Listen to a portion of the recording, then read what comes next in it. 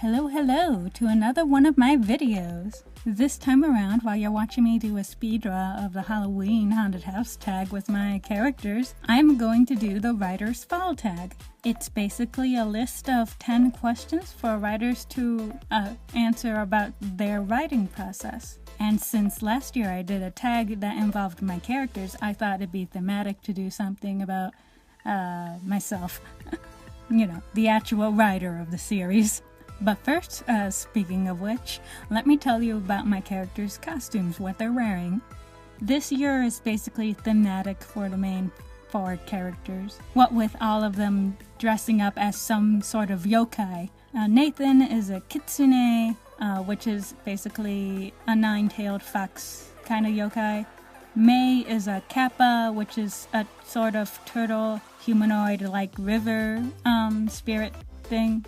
David is a tengu, which is a sort of humanoid, weird bird man thing with a red, long nose, longer than Pinocchio's, and it's permanent. Some of them have the heads of black ravens, but in his case, he's the red guy. And Charles is an oni, not a very accurate portrayal of it, because they're like all red demons with tiger-looking pattern tunics. And Charles is not the kind of guy who's gonna be like, I'm gonna wear a tunic and paint my entire body red. He's more the kind of guy who likes to get in and out of his costume really quick and easy. Okay, so now that you know what they're dressed up as for this Halloween, let's get started with this tag, shall we? Number 1, crunching leaves, the perfect sound. What do you like to listen to while writing? It depends on what I'm drawing, because music helps me get the right emotion out that I need to. Even if the song isn't accurate at the moment, so long as it sounds like how I want to feel, I want the drawing to feel, I would listen to that song probably on repeat for hours on end until I finish that drawing or that scene, so long as it matches what's going on at the moment. But if I'm just doing ordinary stuff, like casual banter or dialogue, or if I'm just drawing a building or whatever, then I just let the playlist play, let YouTube flow, maybe listen to some YouTubers, some animators, I don't know, or not play anything at all, and relish in the cold, dead, endless silence of the night. Number 2, hot bubbling cider. What's your favorite thing to eat or drink while writing? Water. I don't gotta worry about stains when it spills. Number 3, bonfires. The perfect night. Name your perfect writing conditions or your perfect writing night. All residents has turned in for the night. Even the animals do not dare to stir in their slumber. The house is still, all except your area of work. The only area that shows any sign of life until the break of dawn. In other words, my sleeping schedule is horrendous. Number 4, pumpkin spice latte. Something you used to like but now don't. The final layout, where I put everything on through the computer to get it ready to print and everything. It can really be a challenge and hard because the whole book at a certain amount of size so that the company I print it through will be able to print it out. On top of that, the pages have to be aligned pretty well. Luckily, I could edit it or see what I need to fix on the computer through the account. But if I don't get the positioning of the image just right, it can be very annoying to deal with. Number 5, Halloween. Your favorite part of writing a novel? Finishing it. Everything else is a chore. It's not that I don't enjoy writing the story. It's that there are times when I start a project and I don't finish it for various reasons, mostly because I just don't stick with it. And sometimes I'm scared more so that I'm worried that I might drop the main story that I'm working on right now, which is the Tricksters Abreast tales. But yeah, the more volumes I complete, the more I feel more confident that I am going to stick with this story and I'm going to see it through to the end.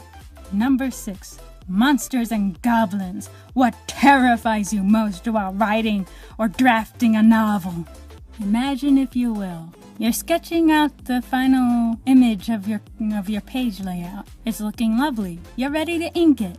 You got some new ink pens that you tested it out before to get a good handle on before you do this drawing. So you ink over the pencil lining. Everything's coming out nice as planned. Whoa, your hand slipped. Looks like it smudged a little, but that's okay. You can always edit it out in Photoshop.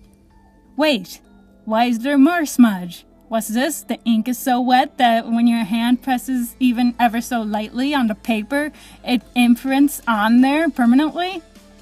Oh joy! More editing! It's my current predicament with chapter 7. Number 7, hayrides. A bumpy ride.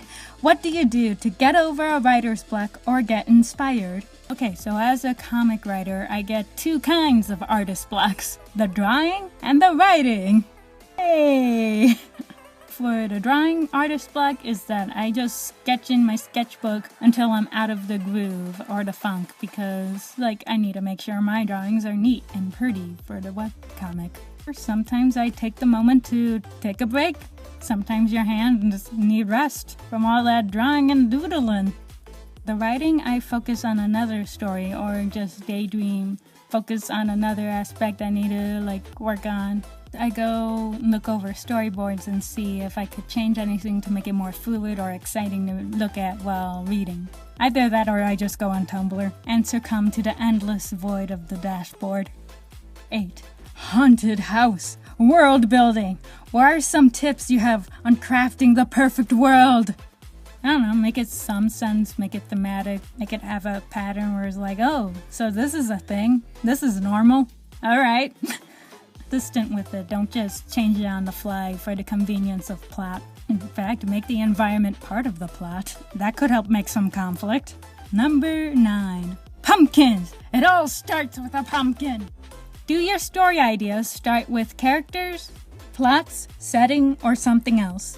It kind of switches from between characters and settings. I think the Tricksters Abreast tales started with the characters, but there's also this other thing I'm working on that started with the concept of an idea that I got really interested in exploring more. And then there's ideas that are based off dreams. So yeah, there's no one constant method. It all flops around like a bat flying in the night. And finally, number 10, ghost stories. Share a spooky writing prompt. You know what? I just finished writing a short scary story that I was gonna release on Halloween, but is only barely a minute long, so I'ma tell it here. It's dark tonight. Your room is practically pitch black. You're in bed, dozing off. You're fading into a deep slumber, but a rumble jolts you awake. This is nothing new. You live near a train station. Sometimes the train passing by disturbs your sleep. You can see the station through your window, but there's no train. You change your position to get comfortable. Moments passed, but you feel off. You don't know why until you realize that you hear nothing. Not a car driving by, or the scampering of critters, not a breeze from your heater, or the hum of your refrigerator. It's as though all sound just ceased to exist. This is alarming, but what can you do? There's nothing you can do other than just stay still lying in bed. You don't want to sleep, but your eyes are growing heavy. Your body's becoming numb. Your mind fights to stay awake. There's another rumble, but now you can tell that it's not the train. The rumble is hollow, like it wasn't really there, but it somehow sounds closer than the last time. It's moving in towards you, but the sound isn't getting louder. You can feel it getting closer. You can feel it getting louder, but the volume stays the same. It's like when you try to scream in your head. That's exactly what it is. But what's screaming? What's making that sound? It's by your ear. You jolt up. It stopped. You listen carefully. It's still quiet. Your heater kicks up. But is it safe? Should you try to sleep again? Happy Halloween.